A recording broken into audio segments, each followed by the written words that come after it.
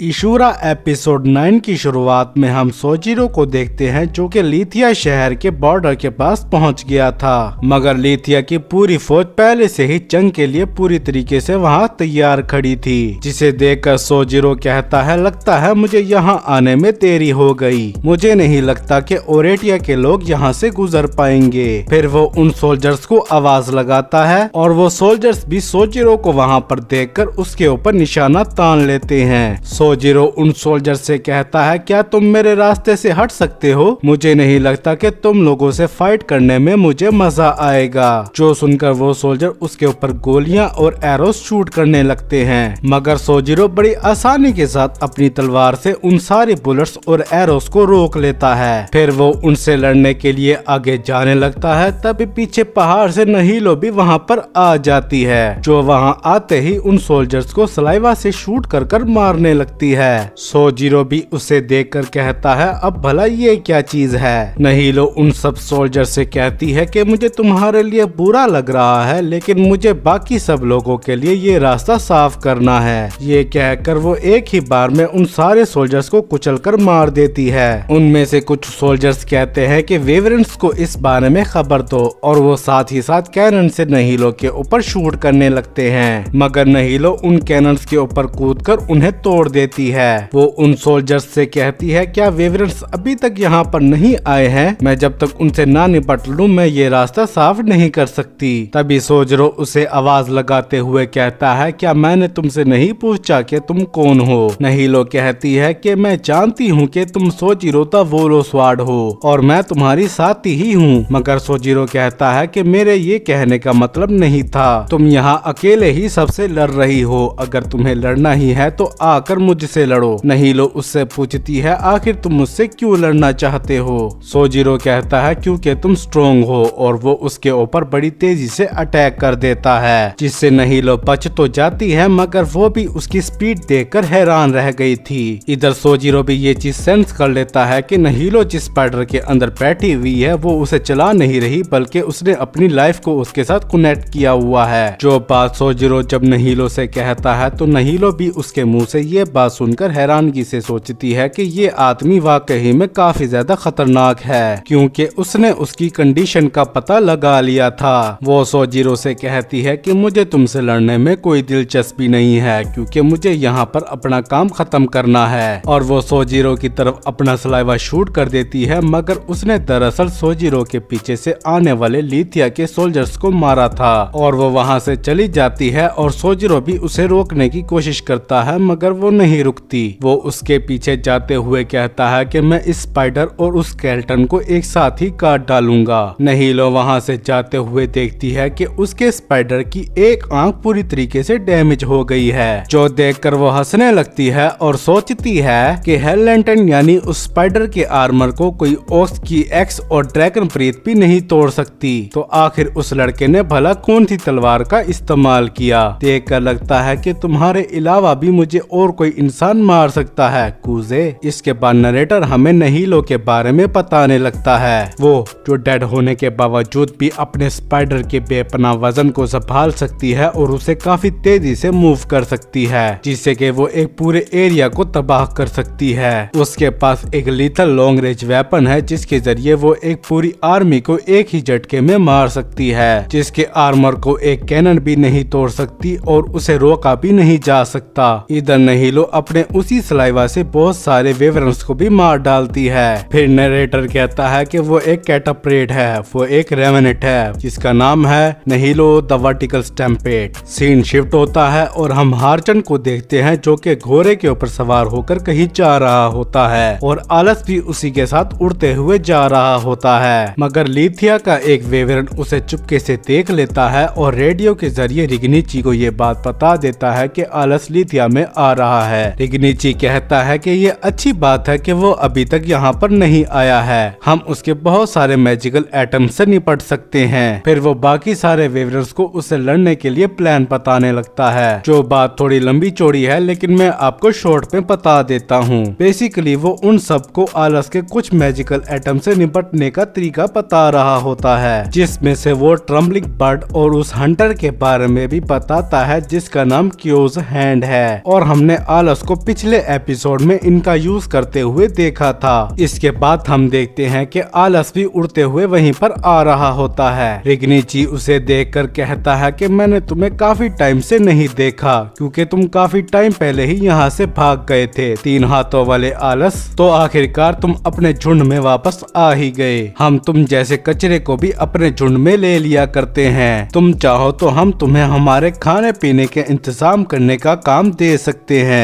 आलस उसकी ये बातें सुनकर उसकी तरफ गन से शूट कर देता है, मगर एक वेवरन उसके सामने आकर उस गोली को अपने ऊपर ले लेता है। रिग्निची हंसते हुए कहता है, क्या तुम्हें गुस्सा आ गया? मुझे नहीं लगा था कि तुम्हारे पास गुस्सा करने के लिए दिमाग भी है। और वो इसी तरह उसकी काफी ज्यादा बेइज्जती करने लगता है। आलस अपनी गन को दोबारा से रिलोड कर उसके ऊपर शूट करने लगता है, मगर तभी बाकी सारे वेवरेंट्स एक साथ उसके ऊपर अटैक कर देते हैं, जिनसे बचते हुए वो दोबारा से रिग्निची की तरफ एम करता है, मगर कुछ वेवरेंट्स उसके सामने स्मोक ले आते हैं, जिसे देखकर वो उस स्मोक से बाहर निकलने लगता है। तो कुछ सोल्जर्स उसके ऊपर शूटिंग करने लगते हैं, जिनसे बचते हुए वो सोचता है कि ये एक ट्रैप है, अगर मैं यही रुक गया तो वो लोग मुझे शूट कर देंगे। तभी रिग्निची अपनी वर्ड आर्ट का यूज करके उसके ऊपर अटैक कर देता है, मगर वो उससे बच जाता है और ट्रम्बलिंग बर्ड से उस पर अटैक करता है, मगर दूसरे वेवरेंट्स उसे अपने पैर से मारकर दूर हटा देते हैं। उसके ऊपर दोबारा से शूटिंग होने लगती है, तो वो अपनी तलवार से उन बुलेट्स को रोकने लगता है। रिग्निची दोबारा से अपनी वर्ड आर्ट का इस्तेमाल करके उसके ऊपर अटैक करता है, जिसे वो अपनी स्वार्ड से रोकने की कोशिश करता है। रिग्निची कहता है कि मैं तुम्हारे हथियार लिमेनियस ब्लेड और कियोस हैंड से निपटने के लिए पहले से ही तैयार हूँ। दूसरे वेवरेंट्स उसके ऊपर अटैक कर देते हैं और आलस कियोस ब्लेड के जरिए उनसे लड़ने लगता है। रिग्निची कहता है कि मुझे सोचने तो कि आखिर तुम क्या चाहते हो, क्या तुम कोल्ड स्टार के लिए यहाँ पर आए हो? आलस कहता है कि मुझे इस शहर को तबाह करने के लिए कोल्ड स्टार की जरूरत नहीं है, और वो अपने बैग में से एक मटका निकालता है, जिसके अंदर से एक बूंद निकालकर वो जमीन पर गिराता है, मगर उस एक बूंद से ही काफी बड़ा ब्लास्ट होता है, जिसकी आग चारों तरफ फैल जाती है।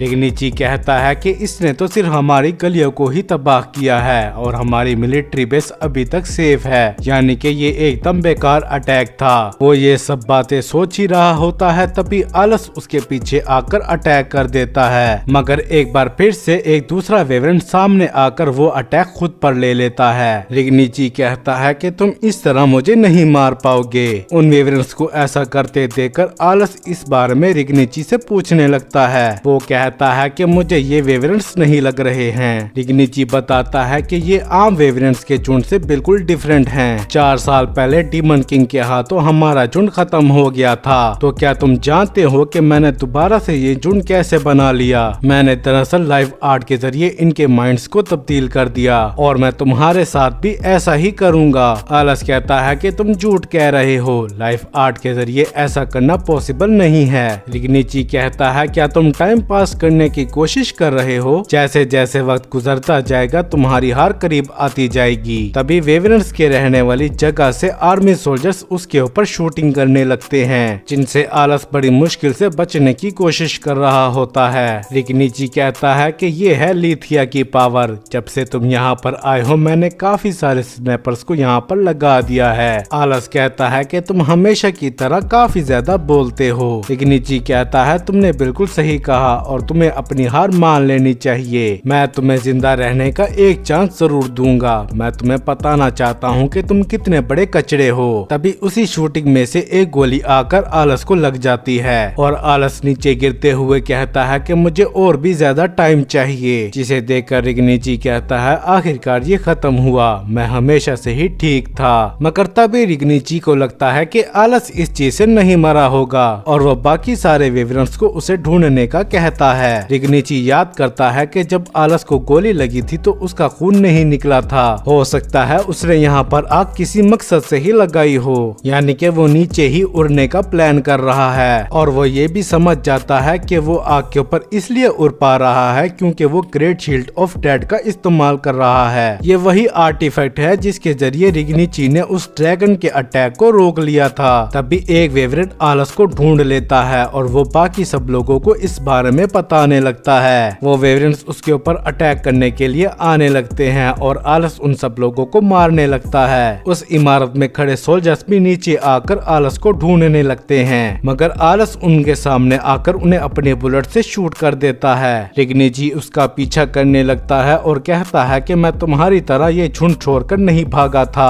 आलस अपनी तलवार निकालकर उन सबसे लड़ने के लिए तैयार हो जाता है। रिग्निची कहता है कि मैं अब तुम्हें और भागने नहीं दूंगा, तुम हमारे झुंड के हाथों ही मारे जाओगे। आलस उससे कहता है कि तुम्हारी बातें सुनकर तो ऐसा लग रहा है कि तुम भी यहाँ से भागना चाहते हो। क्या तुम जानते हो हम तो अपने दुश्मनों से बचकर भागते हैं, यानी कि तुम अपने ही झुंड को अपना दुश्मन समझते हो। और जब वो एक वेवरन को मारता है तो वो नीचे गिरकर ब्लास्ट हो जाता है, जो देखकर वो थोड़ा हैरान होता है। तब भी एक दूसरा वेवरन उसके ऊपर अटैक कर देता है, जिसे जब वो काटता है तो वो उसके ऊपर ही ब्लास्ट हो जाता है। इस तरह से एक और वेवरन उसके ऊपर अटैक करता है, मगर वो उसे दूर से ही काट देता है। वो वेवरन इसलिए ब्लास्ट हो रहे थे क्योंकि उन्होंने अपने पेट पर बैरल्स बांध रखे थे। आलस कहता है कि इन क्रिएचर्स के पास आजादी बिल्कुल भी नहीं है और ये वेवरन तो कभी भी नहीं हो सकते। रिग्निची हंसते हुए कहता है तुमने बिल्कुल सही कहा, अब ये वेवरन्स नहीं रहे हैं। फिर वो अपनी वर्ड आर्ट का इस्तेमाल करके काफी सारे बीटल्स आलस के ऊपर छोड़ देता है। आलस उन्हें अपनी तलवार से मारने लगता है तो रिग्निची कहता है कि ये सब बिल्कुल बेकार है। ये सीजर बीटल्स हैं जिन्हें मैं अपनी वर्ड आर्ट के जरिए कंट्रोल कर रहा हूँ और ये बीटल्स तुम्हारे ऊपर लगी स्मोक से अट्रैक्ट हो रहे हैं। तुमने मेज सिटी में मेरे काफी सारे सोल्जर्स को जलाकर मार दिया था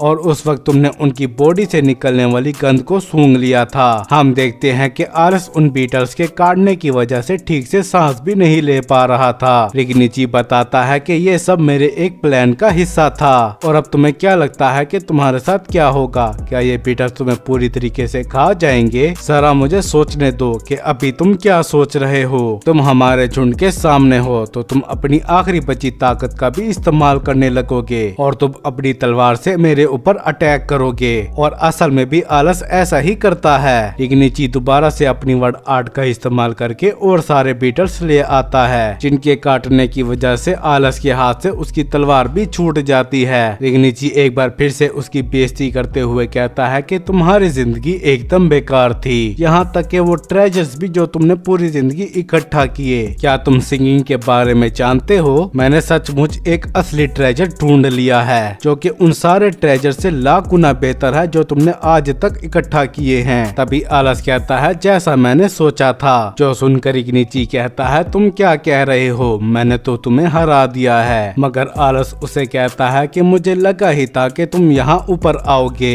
रिग्निची भी जब उस इमारत के ऊपर देखता है तो वो सोचता है तो क्या वो पूरे टाइम इस आग को कंट्रोल कर रहा था। तभी उस इमारत के ऊपर एक बहुत बड़ा ब्लास्ट होता है जिससे कि वहाँ पर मौजूद सारे वेवरेंट्स और बीटल्स मारे जाते हैं, जबकि आलस अपने artifact great shield of death के जरिए पूरी तरीके से महफूज था। और वो कहता है कि तुम काफी ज्यादा बोलते हो रिग्निची। फिर वो नीचे जाकर अपनी तलवार उठा लेता है। तभी वो आसमान पर एक वेवरेंट को उड़ते हुए देखता है, जिसे देखकर वो गुड बाय कहता है। और इसी के साथ ये एपिसोड यहीं पर खत्म हो जाता है। वीडियो अच्छी लगी हो तो लाइक करें। वीडियो कैसी लगी इस बारे में कमेंट्स में बताएं।